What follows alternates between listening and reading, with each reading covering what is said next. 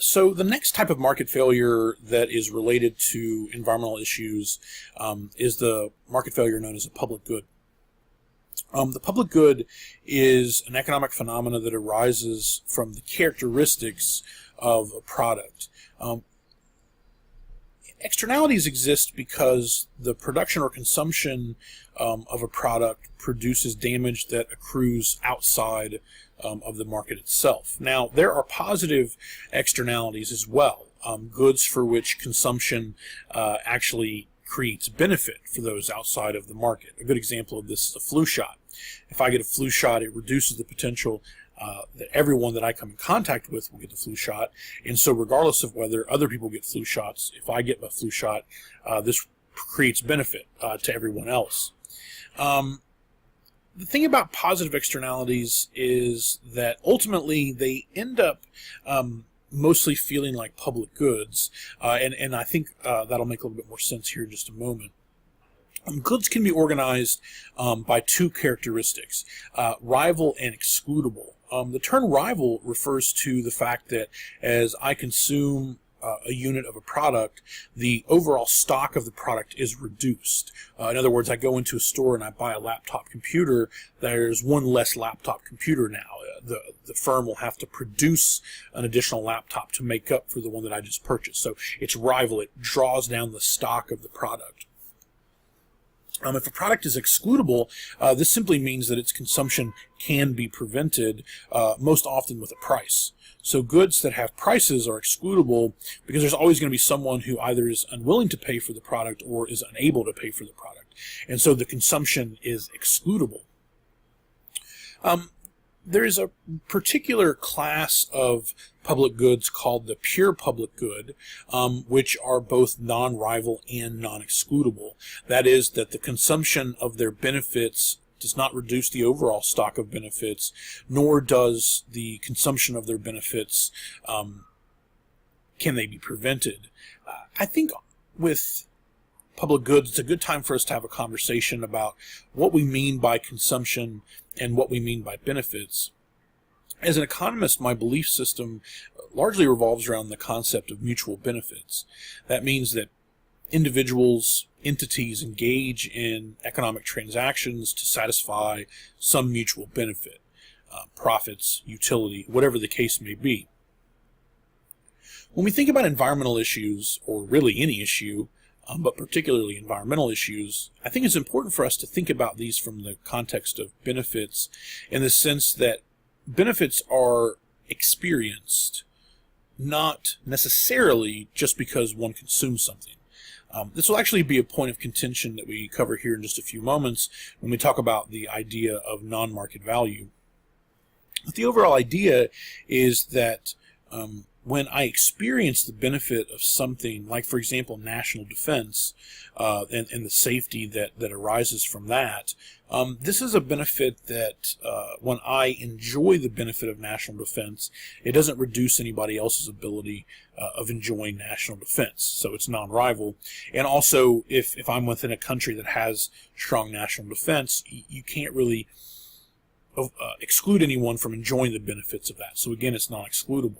Clean air is another good example of this, where the benefits of clean air aren't necessarily kind of objectively consumed.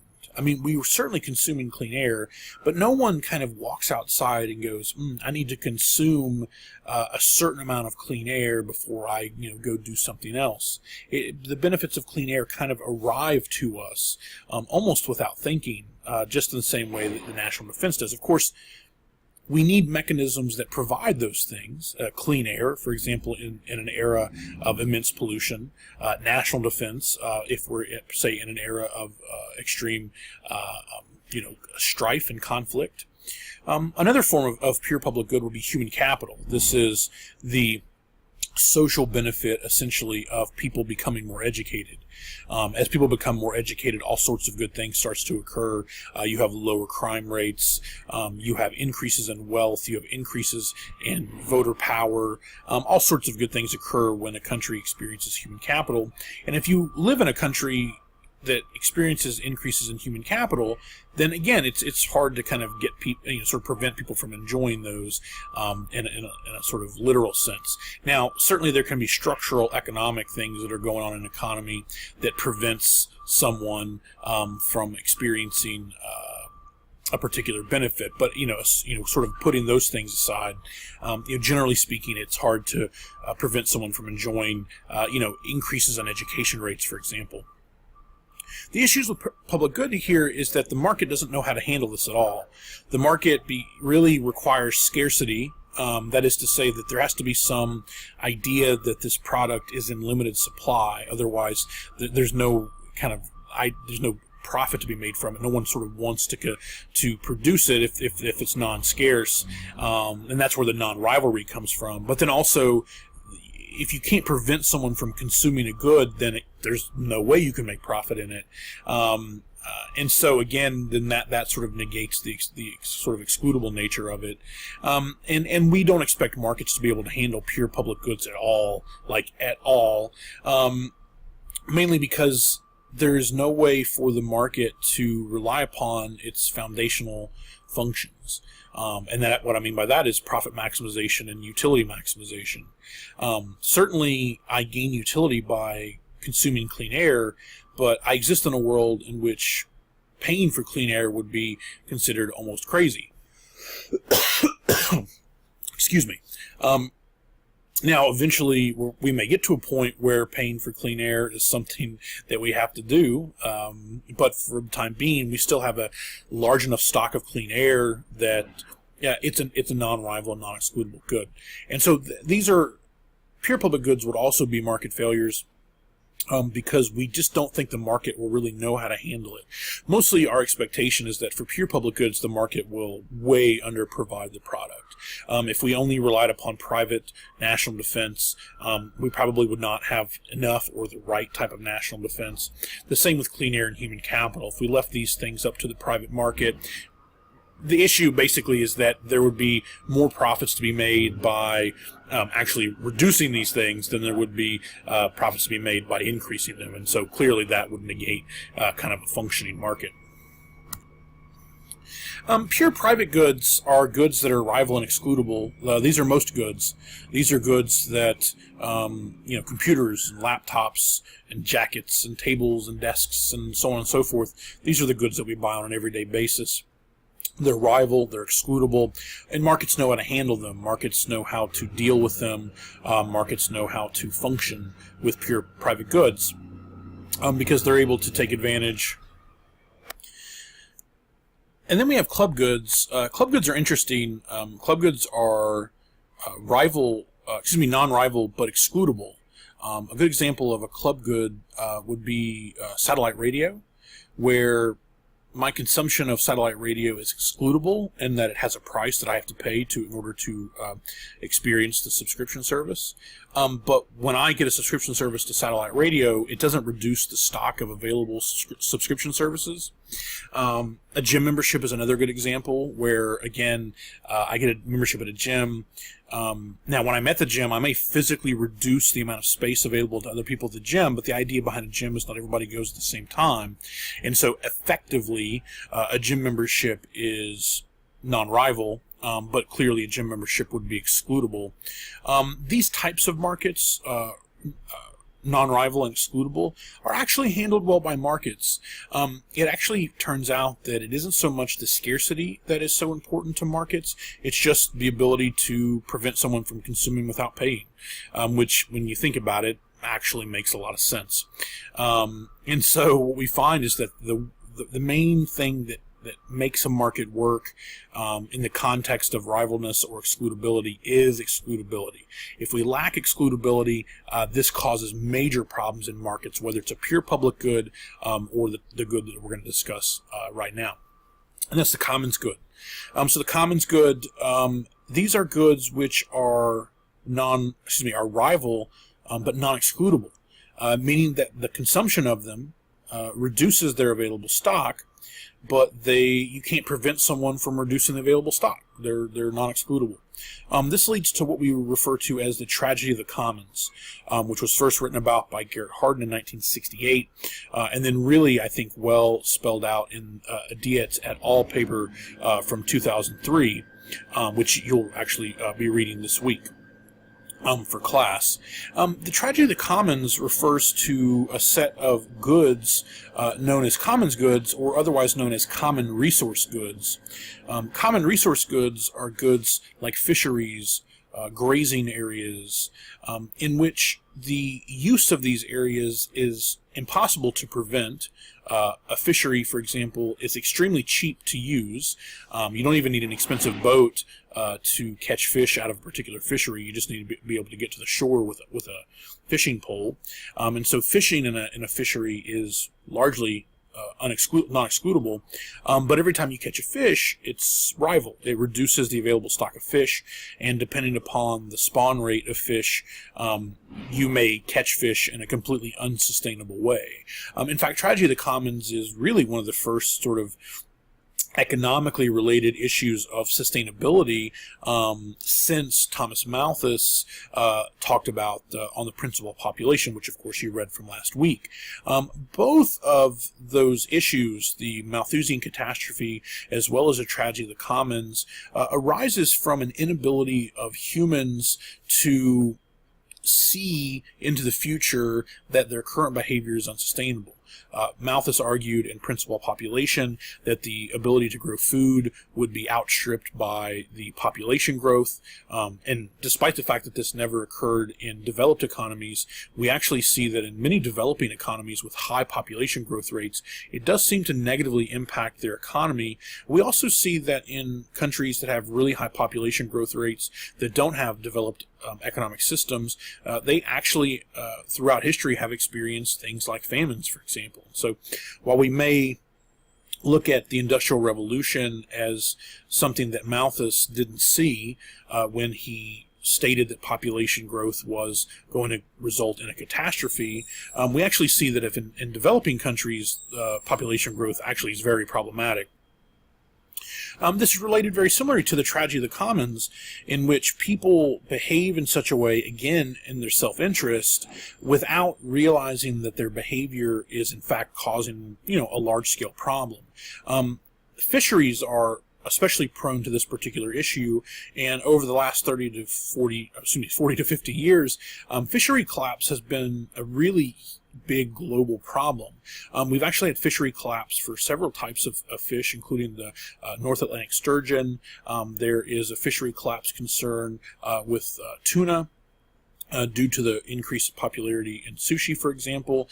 There have been issues in the United States with fishery collapse in salmon, and many other types of fish also tend to be caught in unsustainable ways, such that the catching of those fish outstrips the ability of the fish to repopulate themselves.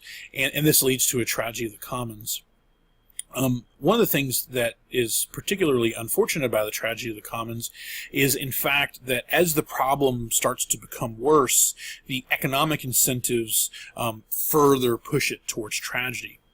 There's a really interesting example of this in the book The Sixth Extinction by Elizabeth Kolbert, which came out, I believe, 4 or 5 years ago. She talks about what we call the first penguin, which was the auk, the AUK, the auk. And the auk is a species of bird, it's a flightless bird, and it only really existed on this small, hard-to-reach island up near Scandinavian countries. And because this island was hard to get to, there was excludability, the auk was relatively safe. Over time, however, boats became more technologically innovative, and so boaters could now get to the island. The auk is kind of a fat bird. It's slow-moving. It's very oily. It produces both food and oil for lighting and for various reasons. And then one other particular characteristic about the auk that really spelled its doom is it lays 1 egg a year. A female auk lays 1 egg a year, and so as a result, this puts the Auk at sort of a relatively precarious position. So what ends up happening is that the boats are now able to get to the island. The boaters simply get off onto the island. They then scare the birds onto the boat while someone waits to thrash them about the head with a club, and the Auk dies. So this starts. So the Auk starts to die. It starts to become a resource that people are now turning into an economic resource. So people are buying Auk oil. People are buying Auk meat. So it actually becomes a resource itself. And now it's no longer non-excludable. It's no longer excludable. It's now non-excludable because people can get to the island. And then, again, this is what I meant by sort of a relatively perverse thing occurs, where as the Auk becomes more scarce, the price of an Auk rises. And as the price of an Auk rises, the incentive to catch an Auk and sell it rises as well. So now, as the Auk is growing more scarce, the economic incentives to catch an Auk increases. And this is, obviously extremely problematic. And so, spoiler alert, the Auk is hunted into extinction, and it's almost a perfect example of a tragedy of the commons, in which, if the Auk is able to be hunted in a sustainable way, it could provide oil and food for generations potentially. But because the Auk doesn't lay many eggs, because the Auk is slow, it has no sort of evasiveness to it, it can very easily be caught, then there's very little friction preventing its being caught. And so again, the sort of forces of the economic system alongside the sort of forces of nature kind of had it in for the Auk. And so it ends up being a relatively sad story, but I think a very instructive one regarding kind of tragedy of the commons. There have been several other tragedy of the commons throughout history. One example where we actually saw success and was able to bring an animal back was the American bison. So during Manifest Destiny, as people were moving out west and conquering animals and other humans alike, they are hunting the American bison at first just as sort of a resource for meat and for clothes. But then over time, the bison becomes popular back east, and specifically its skull. And so people now hunt bison simply for their skulls and to be sent back. Because the bison was just sort of free roaming, it was a non-excludable good, but it was, again, rival because the birth rates of bison are very low. And so humans hunt bison nearly into extinction, and it wasn't until government regulation, which prevented the killing of bison, actually stemmed the tide. And nowadays we actually have, once again, have a healthy American bison population. The lesson here is that, if the good is a private good or a club good, the market generally knows how to handle it. But if the good is commons or a public good, then because the good is non-excludable, then a market doesn't really know how to either market the product or sort of commodify it, or it doesn't know how to prevent overexploitation, say in the context of tragedy of the commons. And so this is very problematic, and from a resource perspective, this is very troubling. And so when we talk about negative externalities, we're sort of more talking about environmental degradation. When we talk about public goods, we're talking more about problems related to resources. And so throughout the course, we're going to kind of straddle these lines between environmental issues that are about degradation, things like pollution, air, water pollution, but also issues related to resources, oil, natural gas, and things like that, and even resources like fish and food and forests and all these various things, because they potentially suffer a public goods problem. And if they suffer a public goods problem, then we that was across the street there doing construction.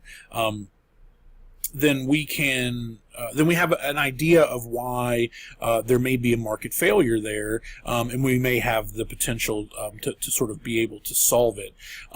There are various ways to reduce tragedy of the commons. One way, for example, with fisheries, is they created catch shares, where in order to catch fish, you have to actually buy into the system. It's kind of similar to sort of internalizing an externality, but the idea is that you only give out so many permits to fish. So there's a limited number of permits. Essentially what you're doing is you're making fishing excludable.